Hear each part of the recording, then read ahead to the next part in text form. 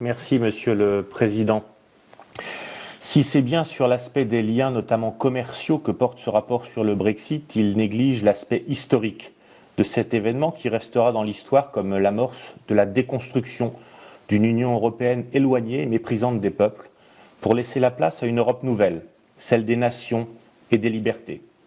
Ce départ, les institutions de l'Union européenne l'ont combattu de toutes leurs forces et par tous les moyens, et elle continue aujourd'hui ce combat d'arrière-garde dans les négociations.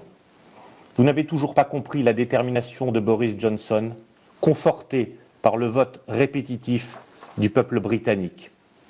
Cet événement, c'est le résultat d'une politique européenne qui, depuis Maastricht, a voulu s'affranchir des peuples. Mais ces peuples enracinés ne veulent pas voir leur nation, espace de leur identité, noyée dans une gouvernance politique informe.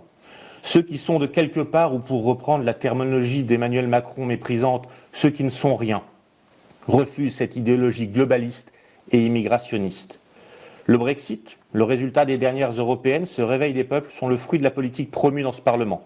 Préférences étrangères, repentance mémorielle, droits de minorité prétendument opprimés, immigration massive, vous avez encouragé tous ces combats. Les droits des citoyens, eux, ont été oubliés.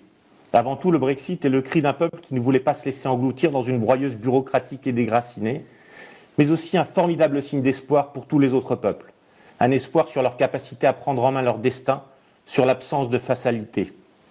Les efforts de dernière minute pour tenter de punir les Britanniques sont vains. Les manipulations pour contraindre un peuple à des règles dont ils ne veulent pas sont condamnées. Votre arrogance à réclamer l'impossible dans ces négociations conduit à leur échec. Après ce gâchis, nous, populistes comme vous nous appelez, serons au rendez-vous de la reconstruction qui nous attend, celle d'une coopération entre États souverains, protecteurs et indépendants. Je vous remercie.